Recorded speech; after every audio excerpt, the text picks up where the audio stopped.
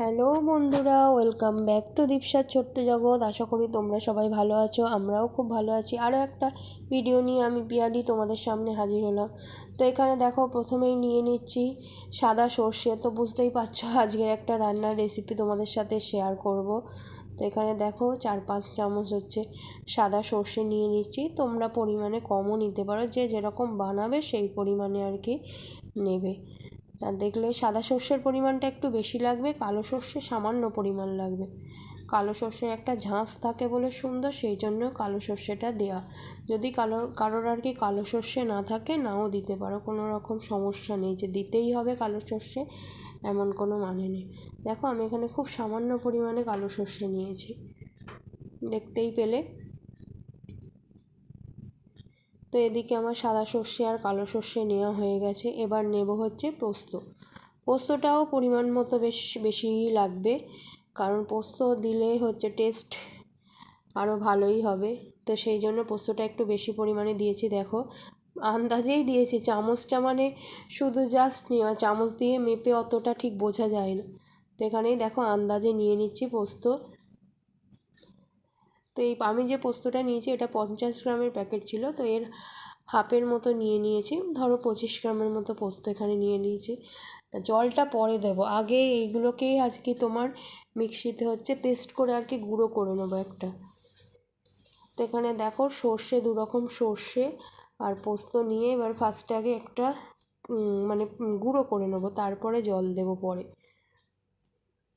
তো এইগুলোকে নিয়ে দেখো মিক্সিতে দিয়ে হচ্ছে একটু গুঁড়ো করে নিচ্ছি ফার্স্টে। তো আমার এখানে মোটামুটি দেখো গুঁড়ো হয়ে গেছে। এরপরে আমি দেখো এই যে গুঁড়ো হয়ে গেছে দেখতে পাচ্ছ, এরপরে আমি এর মধ্যে দেব তোমার আর কি কাঁচা লঙ্কা। কাঁচা লঙ্কাটা যে যেরকম ঝাল খাবে সেই পরিমাণে দেবে। তো আমি এখানে হচ্ছে 2টো কাঁচা লঙ্কা দিয়েছি।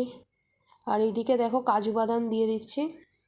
কাজু বাদাম দিলে টেস্টটা আর কি আরও ভালো হয়, সেই জন্য কাজু বাদাম দিয়ে দিলাম।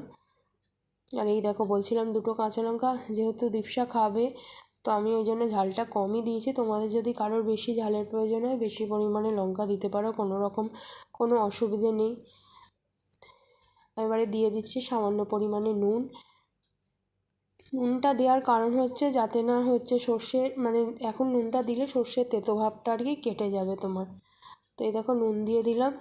আর এবারে দিয়ে দেবো দেখো সামান্য পরিমাণে জল।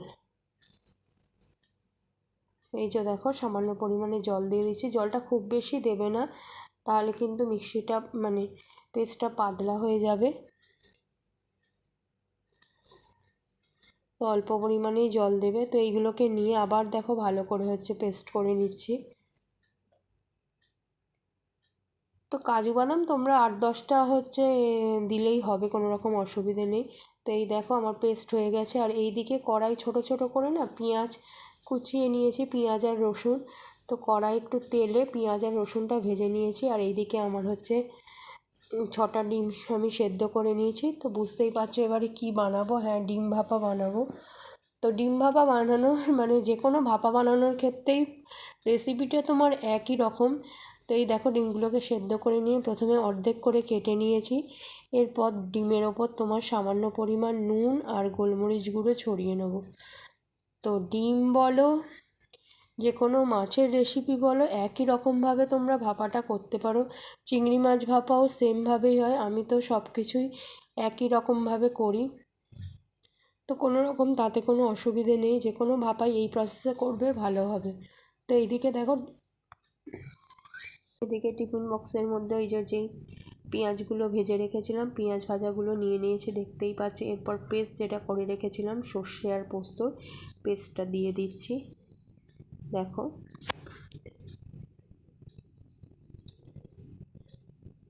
পেস্টটা তোমরা পরিমাণটা নেবে যে যেরকম গ্রেভিটা করবে তার উপরে। সত্যি কথা বলতে কি খুব বেশি তো এতে গ্রেভির প্রয়োজন হয় না। তো যে যতটা পরিমাণ আর কি গ্রেভিটা বানাতে চাইবে তো সেই পরিমাণে আর কি তোমার সর্ষে পোস্ত এইগুলো দেবে, যেটা আর কি মানে কি বলবো চলতি ভাষায় আর কি বলে, ওটা তোমাদের একটু আন্দাজ মতো বুঝে নিতে হবে। তো এরপর দেখো হচ্ছে ওই যে সর্ষে পোস্তটা বা পেস্টটা বাটিতে রেখেছিলাম, ওই বাটিটা একটু ধুয়ে জলটা এর মধ্যে দিয়ে দিচ্ছি। জলটা একটু পরিমাণ মতো বুঝে দেবে, কারণ বেশি জল দিয়ে দিলে না পাতলা হয়ে যাবে, সেই জন্য একটু বুঝে সুঝে পরিমাণ মতো দেবে। আর এইদিকে দেখো টক দই নিয়েছি, টক দইটা দিয়ে দিয়েছি। টক দইটা না প্রথমের দিকে একটু বাটিতে নিয়ে ফেটিয়ে নিতে পারলে আরও ভালো হয়। আমার আর ফাটানোর সময় ছিল না বলে আমি একেবারে প্যাকেট কিনেই টক দই দিয়ে দিচ্ছি, কিন্তু যতটা ফেটিয়ে নেবে ততটা সুন্দর হবে, মিহি হবে। আমার আর ফেটানোর সময় ছিল না, দেরি হয়ে গেছিলো এমনিতেই। তো টক দইটা দিয়ে দেবে। এরপর তো ওখানে পেস্ট করার সময় নুন দিয়েছো, তো বুঝে সুঝে হচ্ছে এই ব্যাটারটাই আর কি নুন দেবে। তো দেখো নুন দিয়ে দিয়েছি। এরপর একে একে একটু মশলাগুলো, বেশি মশলা কিছু লাগবে না, তোমার নুন আর হলুদটাই লাগবে। তো নুনটা চেখে, আর একবার নুনটা চেখে হচ্ছে ঠিকঠাক মতো পরিমাণ মতো নুনটা দিয়ে দিলাম। তারপরে দেখো ভালো করে ঘেটে নিচ্ছি, দেখতেই পাচ্ছ।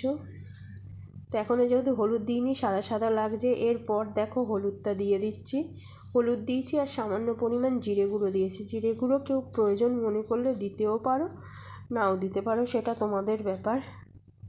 আমি সামান্য পরিমাণ জিরে গুঁড়ো এখানে দিয়েছি। আর এই দেখো হলুদটা দিয়েছি। হলুদ আর সর্ষের তেলের জন্য তোমার কালারটা হালকা হালকা হলুদ যে কালারটা আসে সেটা আসবে। তো এই দেখো ভালো করে ঘেটে নিচ্ছি, যেহেতু আমি দইটা আগে ঘেটে নিইনি, তাই ভালো করে এখন হচ্ছে মিশিয়ে নিচ্ছি মিক্সারটাকে, দেখতেই পাচ্ছ। এরপরে দেখো সর্ষের তেল দিয়ে দিচ্ছি, যেটা মেন ভাপার মেন জিনিস। এই সর্ষের তেলের জন্যই হচ্ছে টেস্টটা আসে।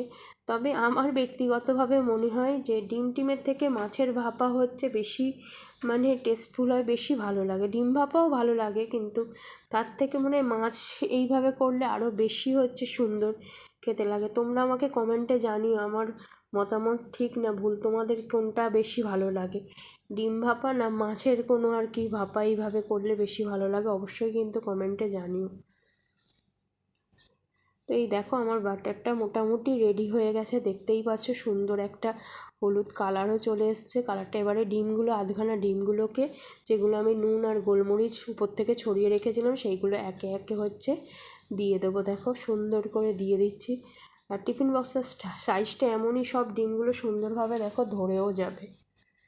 তো এখানে 6টা ডিম ছিল, তার 12 পিস তোমার আর কি ডিম হবে এখানে, আধখানা করে যেহেতু কেটে নিয়েছি। তো দেখতেই পাচ্ছ খুব সুন্দর করে টিফিন বক্সে আর কি ডিমগুলো আর কি দিয়ে দিচ্ছি গ্রেভিটার মধ্যে। তো তোমরা কে কীভাবে বানাও ভাপা আমাকে কিন্তু অবশ্যই কমেন্টে জানিও। আমি তো এইভাবেই যে কোনো ভাপা আর কি বানাই। তোমাদের সাথে আগে ইলিশের ভাপাও শেয়ার করেছিলাম, ইলিশ মাছের বলো ভেটকি মাছের বলো ভাপা। তো আমি এইভাবেই সাধারণত বানিয়ে থাকি। তোমরা যদি অন্যরকমভাবে বানিয়ে থাকো অবশ্যই আমাকে জানিও, আমি সেইভাবে ট্রাই করব তাহলে। তো এই দেখো ডিমগুলো আমার গ্রেভির মধ্যে সাজানো হয়ে গেছে। টিফিন বক্সে সাজানোর কাজ আমার মোটামুটি রেডি। এবারে এর উপরে হচ্ছে কাঁচা লঙ্কা দিয়ে দেবো কয়েকটা, সুন্দর করে সাজানোর জন্য। তো কাঁচা লঙ্কাও দিয়ে দিলাম। এবারে টিফিন বক্সের ঢাকনাটা দিয়ে দেবো। টিফিন বক্স আমার রেডি হয়ে গেছে। এরপর কড়াইতে জল নিয়ে ভাপানোর কাজ আর কি।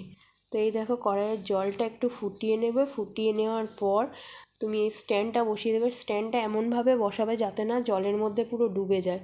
এরপর স্ট্যান্ডের উপরে হচ্ছে টিফিন বক্সটা বসিয়ে নেব। তারপরে দেখো বসানো হয়ে গেছে। এরপর কড়াইয়ের লিডটা ঢাকনাটা আমি দিয়ে দেবো।